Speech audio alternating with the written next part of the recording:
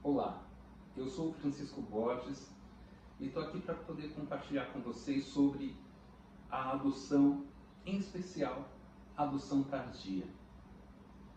Antes de começar a gravar esse vídeo, eu estava deitado no sofá aqui da sala e acabei adormecendo e estava para começar uma série na TV sobre clínica médica, sobre transplantes. Eu comecei a olhar, ao acordar. E aí eu parei para pensar e refletir um pouco sobre o porquê que as pessoas gostam tanto de assistir seriados que tenham ambientes médicos sob pressão, séries de transplantes, enfim. É porque no fundo, todo mundo tem o desejo de auxiliar vidas, de auxiliar no salvamento de vidas. E a adoção, em especial a adoção tardia, ela também é um pouco disso. Além de ser uma oportunidade muito grande de você distribuir amor e receber, você vivencia experiências de restauro de situações, onde pessoas, crianças, adolescentes ou jovens, não têm tantas oportunidades de serem adotados e são adotados pela adoção tardia. E muitos desses adolescentes vêm com muita vontade que essa adoção dê certo, mesmo quando eles não sabem que estão com vontade de que dê certo. Eles podem nos testar, eles podem querer provar para eles mesmos que não precisam desse carinho que eles vão receber, mas passado o tempo de turbulência, que são os primeiros meses, talvez, eles se abrem muito para o amor e para o afeto de verdade. Em especial, eu quero falar sobre dois dos meus 3 filhos. O Michael, que chegou para mim quando tinha 8 anos, e o Gabriel, que chegou aqui em casa quando tinha 11 anos. Ambos irmãos biológicos que passaram por uma estrutura desequilibrada com a sua genitora, que era dependente química, o companheiro dela, que era uma pessoa extremamente agressiva, trazendo para o ambiente de família deles agressão, enfim. Essa genitora chegava a sair para usar drogas e ficava 15, 20 dias fora, e essas crianças ficavam sozinhas, no máximo sob o olhar de vez em quando de algum vizinho na favela onde eles moravam. Quando ela estava em casa, ela fazia com que eles fossem aos faróis, semáforos, vender balas, doces, e eles eram responsáveis. O Gabriel, na época, chegou aqui em casa, tinha 11 anos, então na época, com 8, 9 anos, ele era responsável por vender esses doces e trazer alimento, passar no mercado depois e trazer o alimento. E além de o dinheiro das vendas ter que dar para ele comprar os alimentos, ele tinha que comprar o cigarro dela, porque se o dinheiro só desse para comprar o alimento, quando chegava em casa ele apanhava. Então imagina como que esse menino chegou, Antes de estar aqui, ele foi abrigado. Ele e o Michael, como irmãos, foram abrigados por um ano. O conselho tutelar os recolheu, levaram para um abrigo e ali eles ficaram por um ano. Só que antes deles serem abrigados, a mãe, que era dependente química, em uma dessas saídas e dessa permanência aí por quase 15, 20 dias fora, sofreu um acidente e ficou paralítica. E ela, que já era uma pessoa difícil, ao tratar com seus filhos, se tornou mais difícil. E mesmo cadeira de rodas agredir essas crianças. E em uma dessas saídas, ela foi assassinada. Na verdade, eu não posso afirmar que foi assassinada. O pessoal do fórum compreende que isso pode ter acontecido. Ficou meio incógnito se foi um acidente, se ela foi realmente assassinada. O corpo dela apareceu depois de alguns dias e esse detalhe total eles não tinham. Só sabiam que ela morreu, faleceu, e eles conseguiram, o pessoal do fórum conseguiu encontrar pelo registro de óbito, fazendo busca em cartório, porque eles foram abrigados depois de denúncias de vizinhos que eles estavam sozinhos há 20, quase 30 dias. Um dos motivos pelo qual elas já saíam mesmo para usar drogas e ficavam muito tempo fora, e provavelmente ela faleceu nesse período e prolongou ainda mais esse período que eles foram abrigados. Estou contando o início da história deles para a gente poder entender também algumas situações, né, como eles chegaram aqui. Eu passei por um processo, eu decidi adotar 2 crianças, eu que já tinha um filho, decidi adotar de forma solo 2 crianças. Queria ver a minha família maior, né, tê-la maior. E aí eu fui à vara da infância central, na cidade de São Paulo, no Fórum João Mendes, pedi informações, me deram uma relação de documentos que eu precisaria entregar e me deram um telefone de um grupo que realizava um curso para pretendentes da adoção, um curso com 8 semanas de duração, sendo uma vez por semana e uma carga horária de 8 encontros. Primeiro, eu tinha que fazer esse curso, me inscrever no curso, fazer o curso por 8 semanas, depois reunir uma série de documentos que o fórum me pediu. Aí eu iria entregar o certificado do curso, juntamente com uma série de documentações que seriam avaliadas pelo setor técnico ali do fórum, o cartório da área da infância que eu procurei, para que depois o meu pedido para ser um pretendente à adoção fosse encaminhado ao setor técnico dos assistentes sociais e psicólogos. E depois de uma análise de toda a documentação que eu apresentei, eles me chamaram para alguns encontros, primeiro com os assistentes sociais, depois com psicólogos, e esse transcorrer do período que eu fui da entrada na documentação até o processo final de adoção foram 2 anos. Em especial, o período total da minha busca por adotar foi de 2 anos. Mas até eu conhecer os meus filhos foi um período de 8 meses. Da data que eu dei entrada até o dia que eu os conheci, um período de 8 meses. E depois, mais ou menos um ano e pouquinho de permanência eles comigo, para que depois eu pudesse, de fato, legalmente, tê-los como filho, com o meu sobrenome na certidão de nascimento de cada um deles. Aparentemente é um processo longo, né? Quando as pessoas escutam que é um processo longo como esse, algumas pessoas falam assim, mas com tanta criança para ser adotado, não precisaria ser tão longo esse processo. Mas no decorrer dessa trajetória eu compreendi o porquê que esse processo é moroso e o porquê que ele tem esse tempo. Daqui a pouco eu posso compartilhar com vocês se vocês quiserem. Mas nesse período eu posso dizer para vocês que eu vivenciei muitas emoções, muitos sentimentos em mim.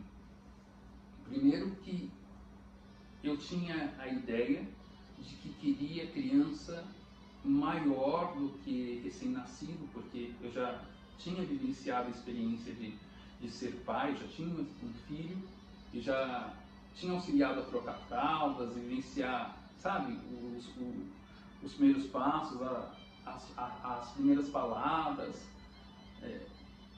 as primeiras iniciais vezes, sabe, aquelas primeiras vezes. Então eu não tinha essa necessidade, não era um desejo. Eu queria crianças um pouco maiores. Assim. Primeiro pensei em um menino.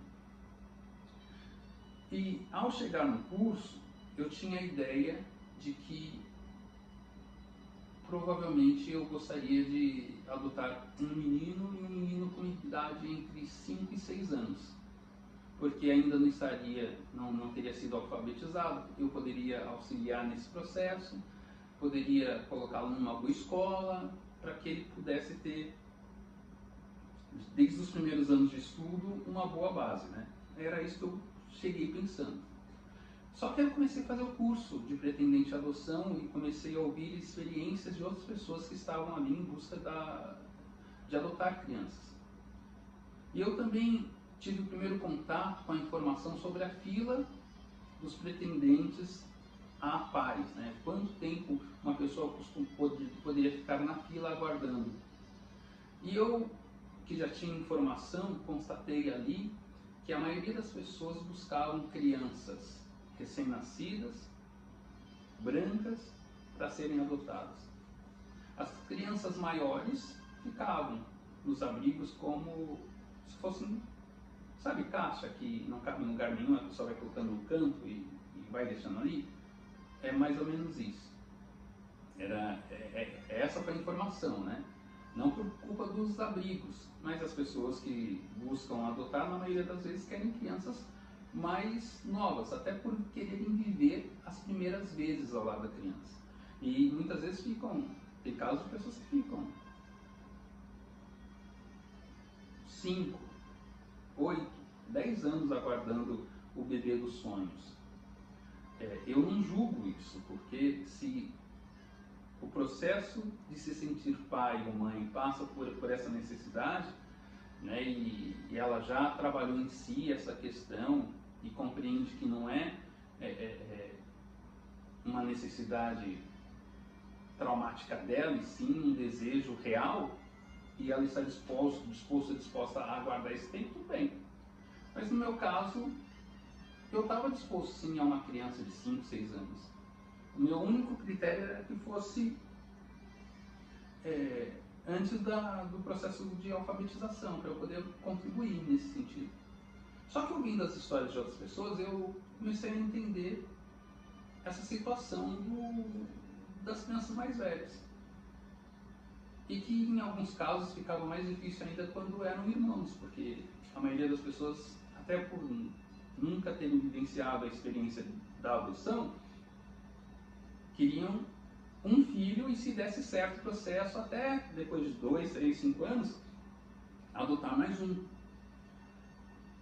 Aí começou a nascer em mim a possibilidade de que essa criança não tivesse só 5, 6 anos, poderia ter 7, 8 anos.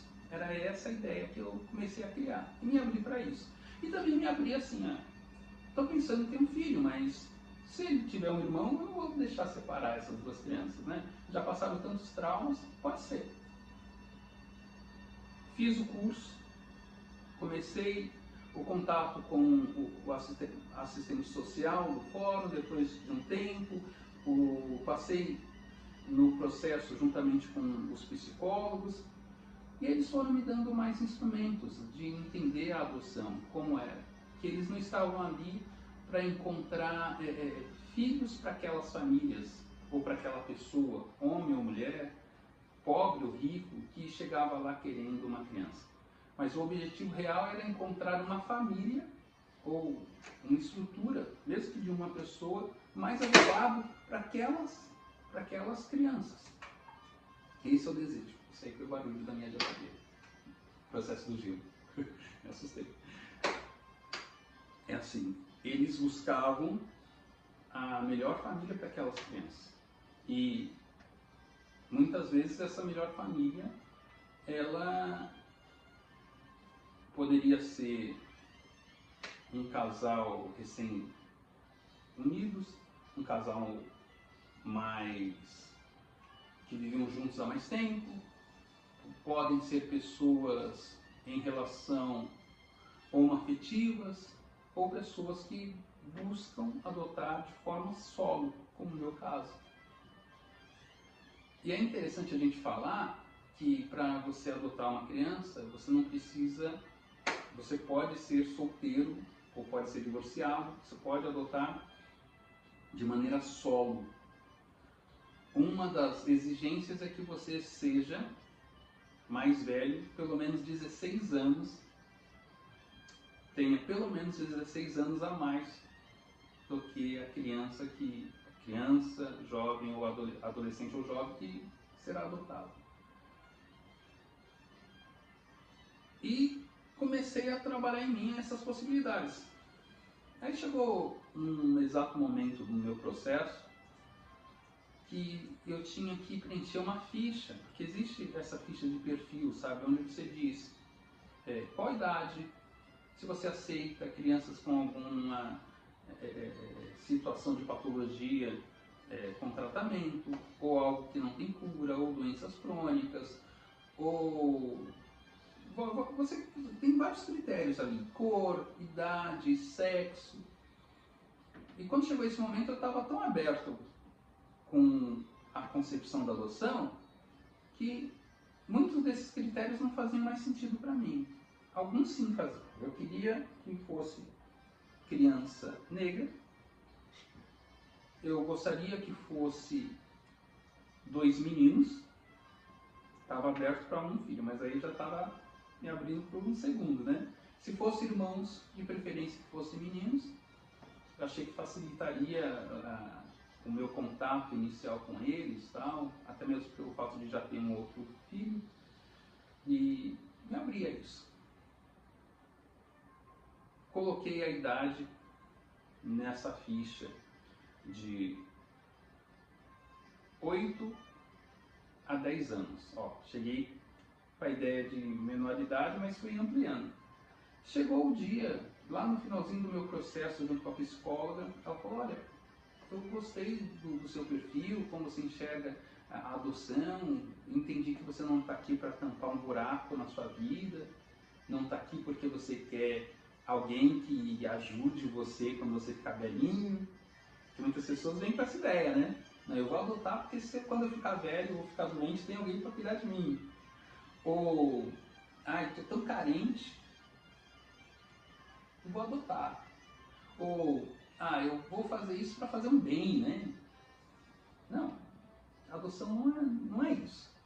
Se você quer simplesmente ter uma atitude de benevolência, você pode ajudar uma instituição de maneira financeira ou com um trabalho voluntário, mas a adoção é para uma vida toda. E você não tem nenhuma garantia de quando você ficar velho, você vai ter alguém para cuidar de você. Você não sabe como vai ser. Então, esses conceitos não eram o que fazia parte de mim. Eu desejava adotar, porque eu gostaria de ter uma família maior. E eu acredito realmente que as pessoas podem ajudar umas às outras, assim, é uma das maneiras que eu enxergo a vida, né? E eu já queria uma criança um pouco maior, e não tinha medo de adotar uma criança maior, mesmo que de 5 a 6 anos, porque eu sempre acreditei que uma pessoa vive em média 70, 80 anos e, no mínimo, é algo injusto a gente acreditar que uma criança de 5, 6, 7, 8, 10, 12 anos, ou um adolescente de 14, 15, 16, ou um jovem de 17 para 18 anos, não possa ressignificar um pouco da sua história.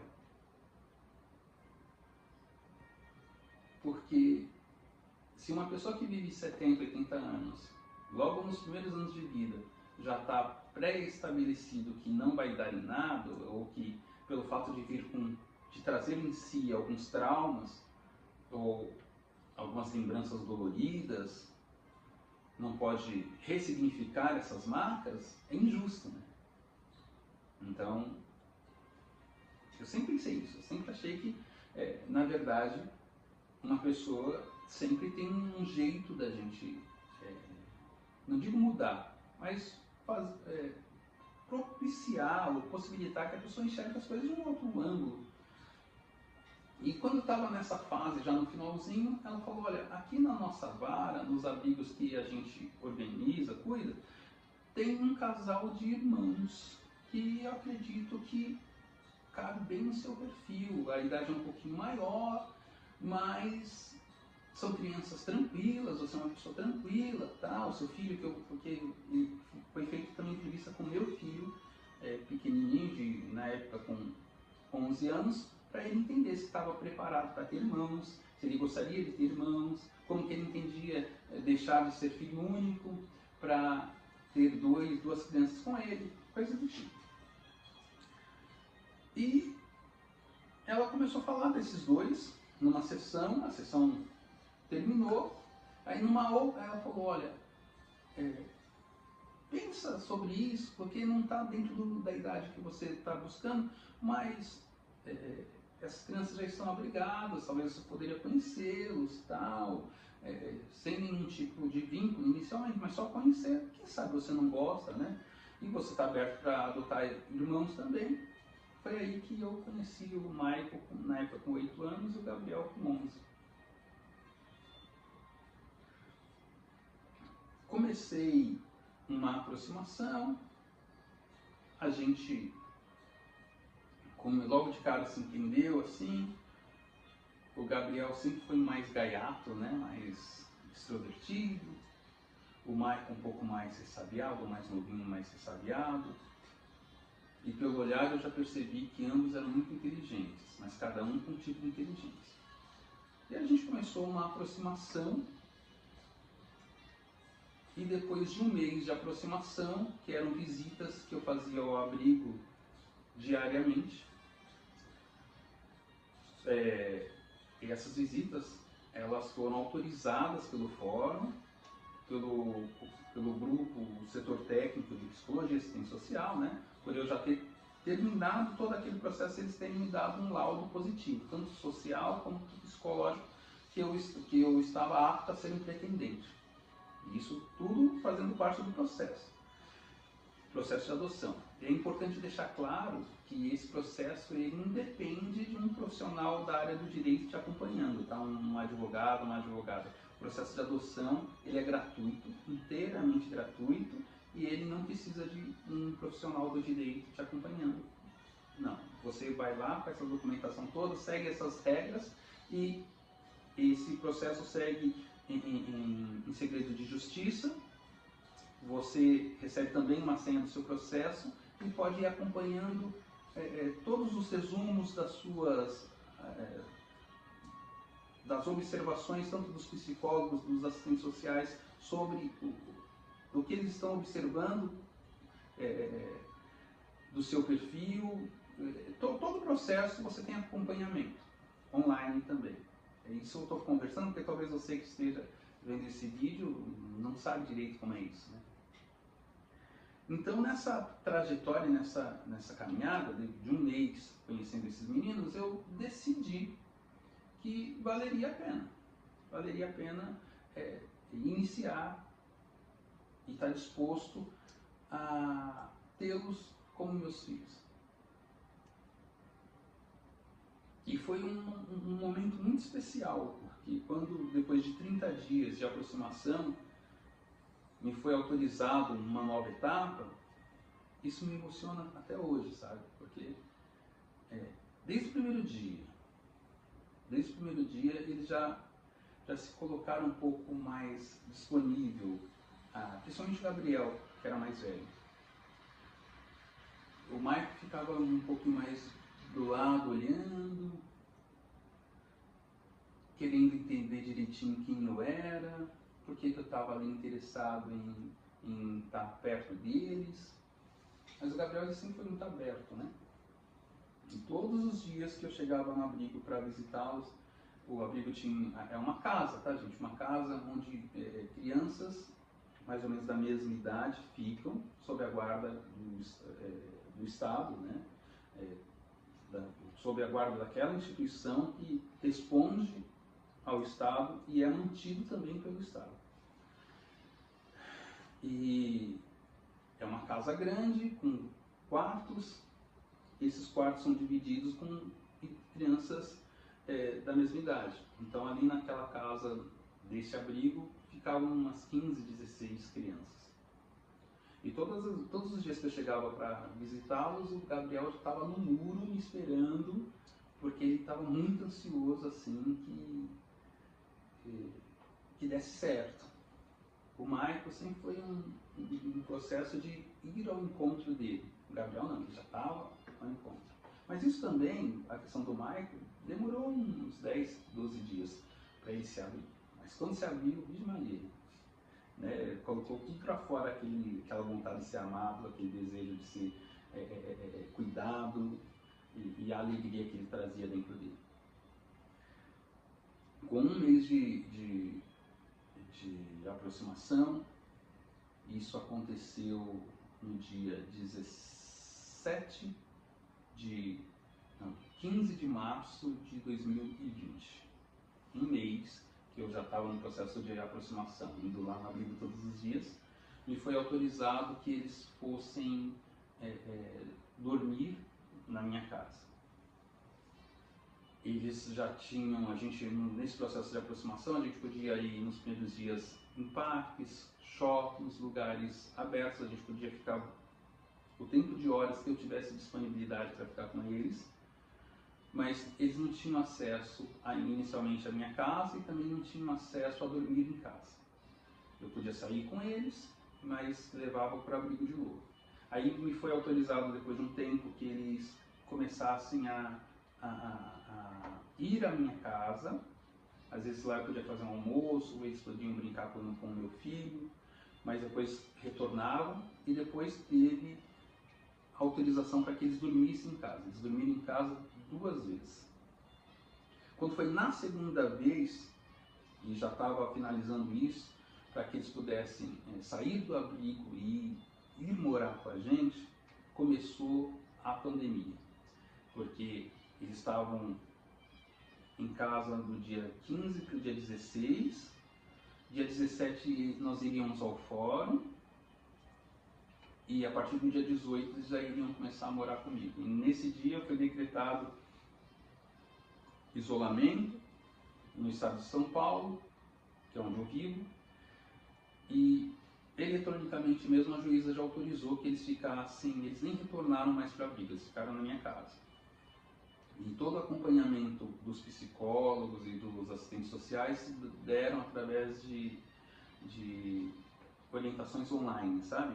Eles acompanhavam assim, semanalmente a rotina dessas crianças, como que estavam, como que não estavam, como estavam sendo tratados, faziam acompanhamento por videoconferência, mas de uma forma muito ética, muito profissional, muito qualificada, encontros muitas vezes só com as crianças, encontros só comigo, e eles foram tecendo toda uma análise de como estavam essas crianças. E aí chega um momento que eu conto para vocês como que foi, né? Porque essas crianças, elas saem de uma estrutura do quase zero ou quase negativo, em algumas situações negativas, e vão para uma casa que às vezes tem uma estrutura diferente. E tudo para eles é novidade.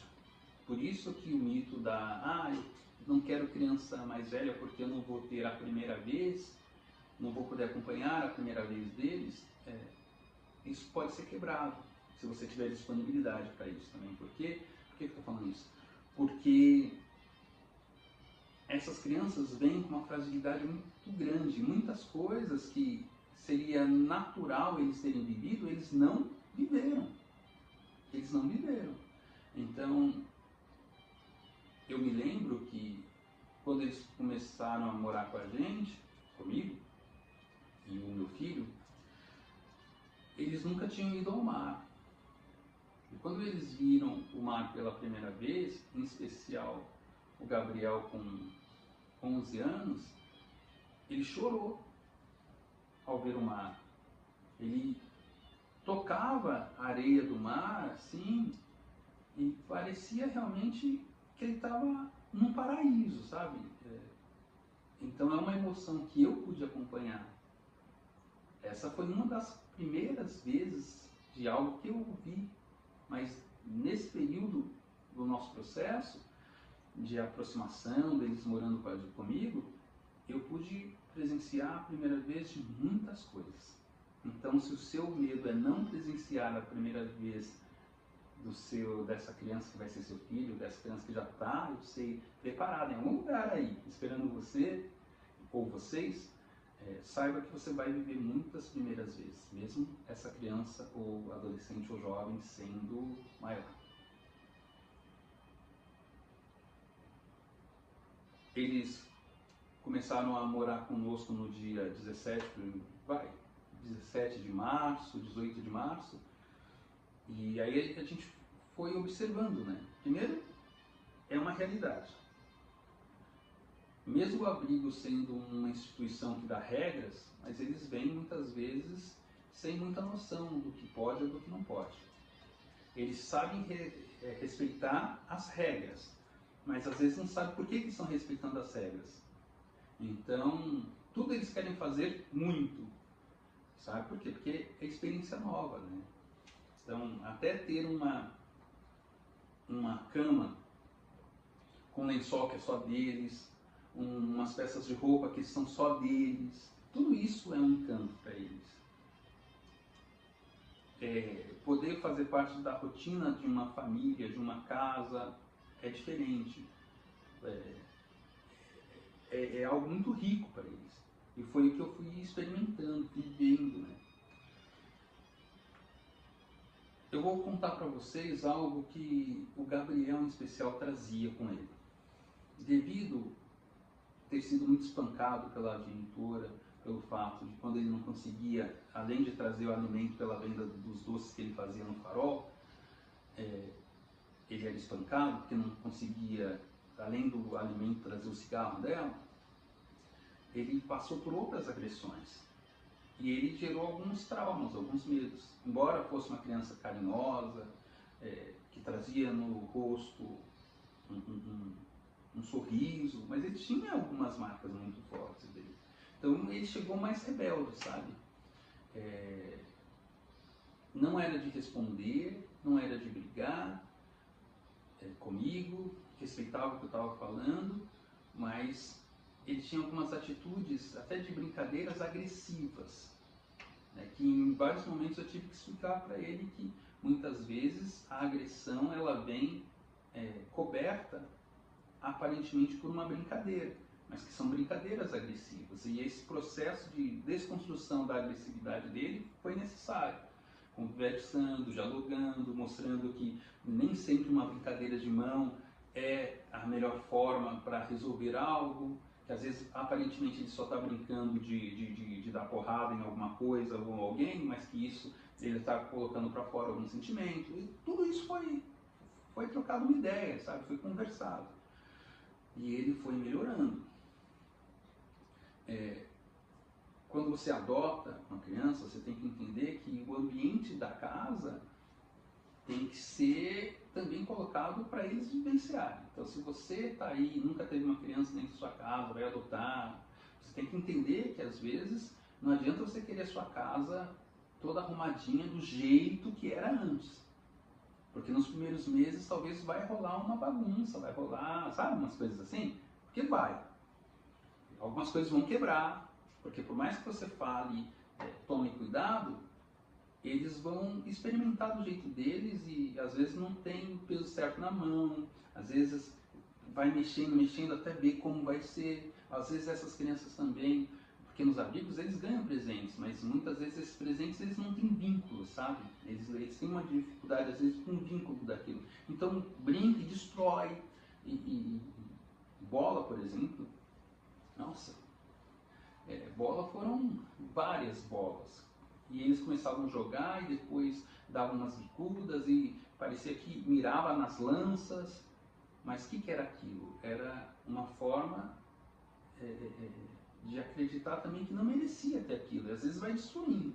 Então os primeiros meses não são fáceis. São meio complicados. Mas se a gente persistir, o negócio melhora, viu? Como eles vieram de uma situação de abrigo, então já vieram com noções muito legais de ser asseado, sabe, limpeza. Às vezes eu tinha que até fazer com que eles entendessem que 2 banhos por dia estava bom, um de manhã e um à noite, porque às vezes queria tomar 3, 5 banhos, mas isso também com aquela sensação, mesmo que inconsciente, de não ser limpo o suficiente, sabe, de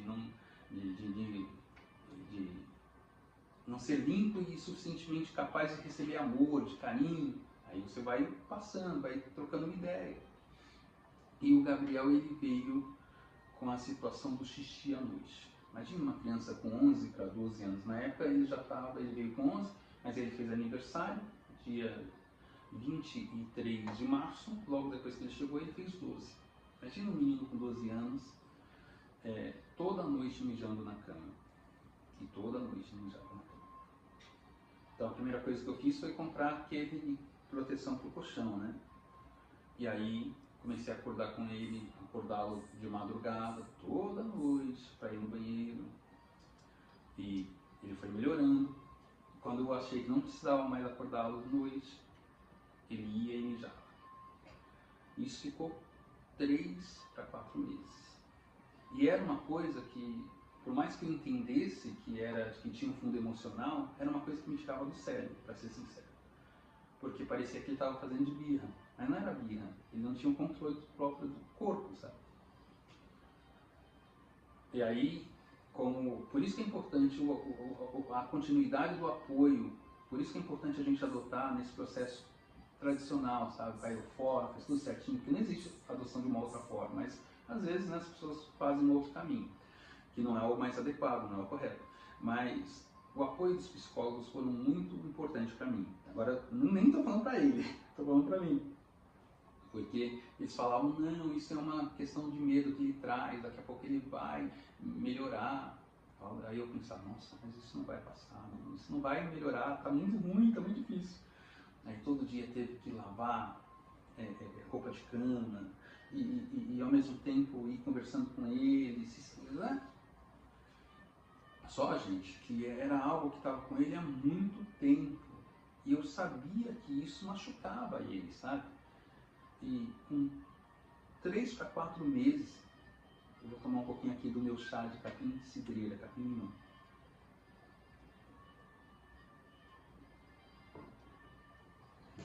Com 3 para 4 meses, ele parou de fazer xixi. E esse menino ficou numa alegria, em uma gratidão, sabe, assim, por não mais fazer xixi na cama, por não mais passar por aquele constrangimento, né? Porque é um menino que já está numa fase que ele está começando a cuidar do seu próprio corpo, né? E outras coisas, ele não tinha esse domínio, ele conseguiu parar. E os psicólogos me mostraram, assim, me deu a condição de entender que isso se deu pelo acolhimento, ele se sentiu seguro. Então, uma das primeiras questões é quando uma criança é adotada, ela tem que compreender e sentir que ela está sendo aceita, recebida e acolhida. Isso se dá pelo diálogo, pela disponibilidade que a gente tem para estar com eles, para entender, para não tentar também investigar o histórico deles, entender que eles têm o tempo de contar um pouco do passado deles, a gente não precisa ficar toda hora cavucando ali para entender coisas. Isso vai acontecendo naturalmente. E isso se deu. Então, uma das primeiras vitórias que nós tivemos como família foi o Gabriel não mais fazer xixi na cama. Isso para mim foi e para ele uma felicidade. Tanto é que ontem à noite, sem ser essa noite que eu estou gravando agora, há 24 horas, né, de hoje, mais ou menos, ele falou, eu deixei de fazer xixi na cama, de mijar na cama, graças ao meu pai. A gente estava todo mundo na cozinha lá e ele falando, graças a você, pai. Né? Eu falei, não, você que se esforçou, deu tudo certo, viu como é bom a gente se esforçar e não desistir, mas ele tem nele que foi uma vitória nossa, e foi mesmo uma vitória nossa, mas foi mais uma vitória da persistência. E aí a gente viveu outras experiências, assim. O Maico, por exemplo, ele era meio muito ressabiado, mas a partir do momento que ele percebeu que estava num ambiente que ele tinha rotina, sabe? Que ele acordava, que ele tinha o apoio necessário, que ele tinha uma mesa para ele tomar um café da manhã, que ele tinha o olhar do cuidado de entender o que ele estava gostando dali, né, de possibilitar que ele pudesse experimentar até coisas que ele achava que ele não gostava, mas não, experimenta, vamos lá. Uma outra coisa que o Michael, que era o mais novo, que chegou com 8, hoje está com 9, ele tinha dentro dele que ele não sabia ler. Estava já no 3º ano, mas ele não conseguia. Ele sabia quais eram as vogais, as consoantes, unia as sílabas, mas ele não conseguia unir palavras e frases. E aí eu tive que ter com ele um trabalho assim de sentar e de orientar, de, sabe, um trabalho mesmo pedagógico da leitura, do ensino. E isso para ele foi tendo uma alegria quando conseguiu ler os primeiros livros, as primeiras frases, depois entender a compreensão de texto ele tinha, mas ele não conseguia ler, formar palavras e frases. E aí, quando ele conseguiu as palavras, depois as frases, depois o texto, a alegria que ele teve, sabe? Agora ele pega os mangás do meu filho mais velho e lê todos os mangás e são vitórias. Então essa, por exemplo, foi uma das primeiras vezes dele, a primeira vez que ele leu e eu estava do lado. Então foi uma outra vez, né? E tem muitas e muitas assim.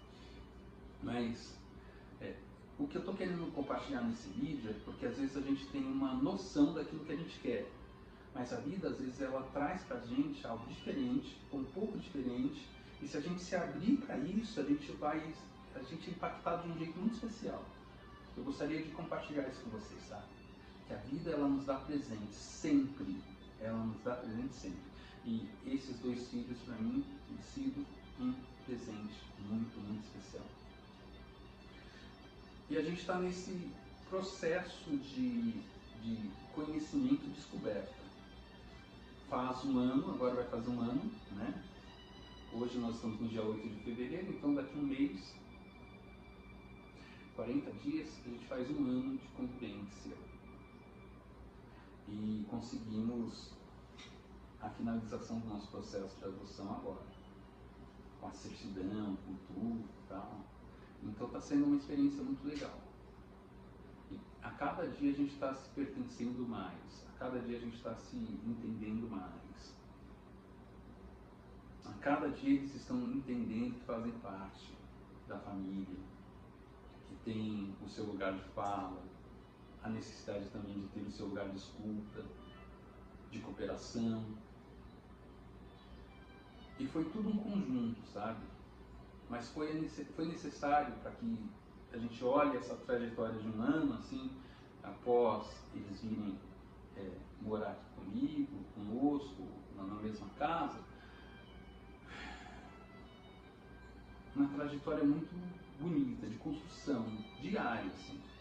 E não estou dizendo que tudo foram flores, não.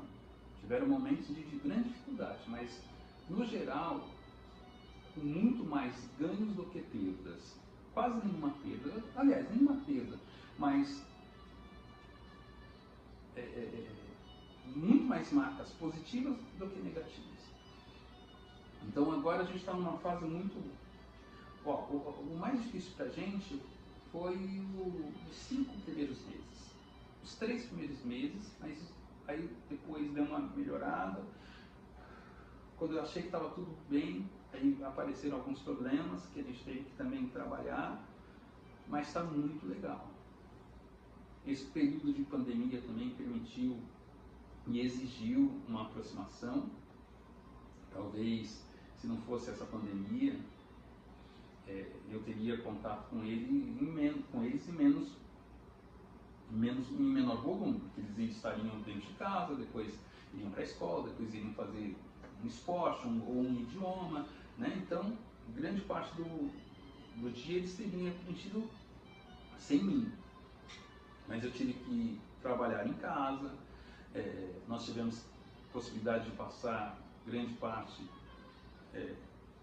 da primeira fase da pandemia num período, numa casa de praia que eu tenho. Então a gente conseguiu lá ter mais tempo para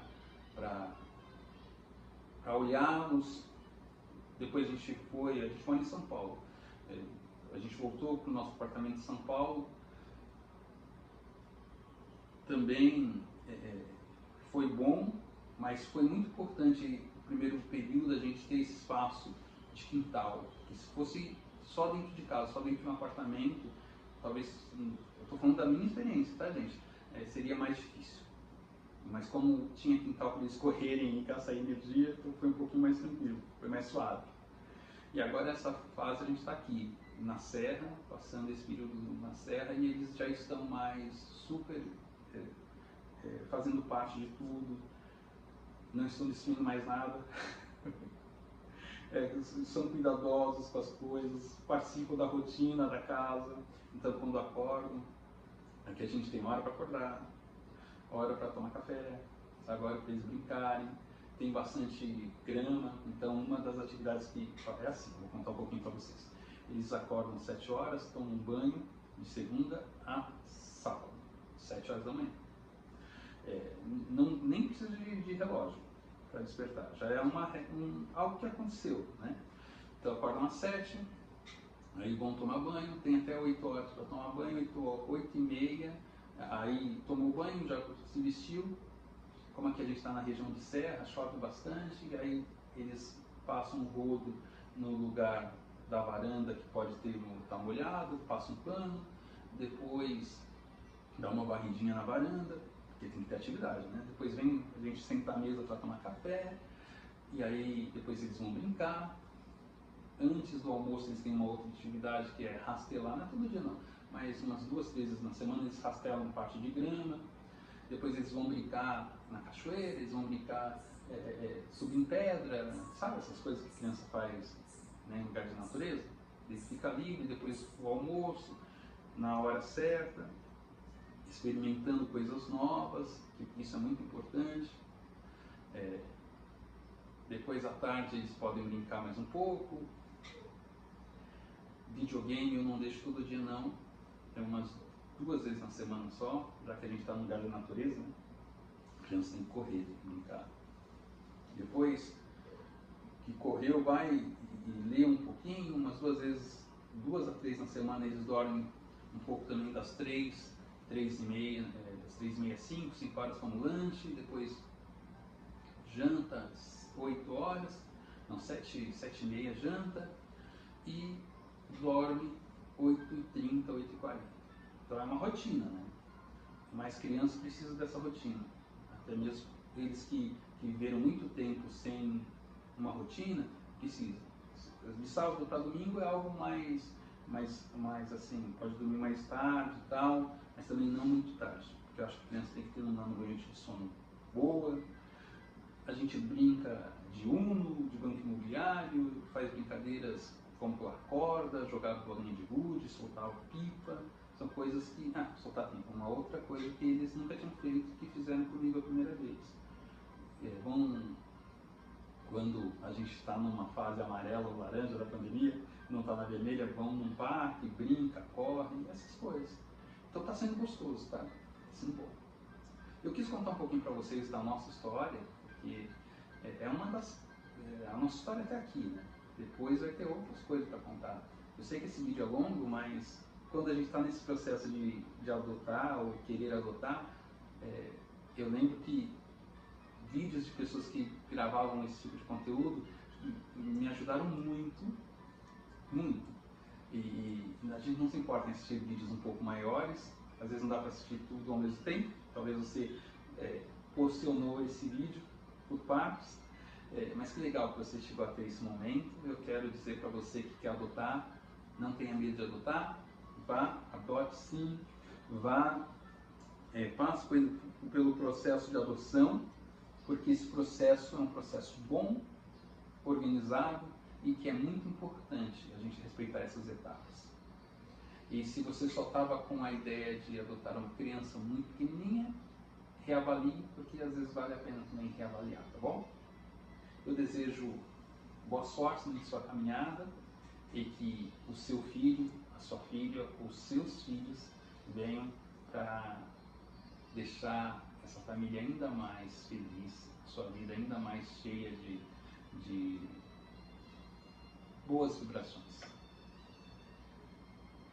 Com essa história eu também compreendi por que as pessoas gostam muito de assistir séries de plantões em hospitais ou rotinas médicas, porque no fundo todo mundo tem o desejo de salvar vidas, de auxiliar vidas, e a adoção, em especial a tardia, também é uma forma de você positivamente influenciar na vida de alguém.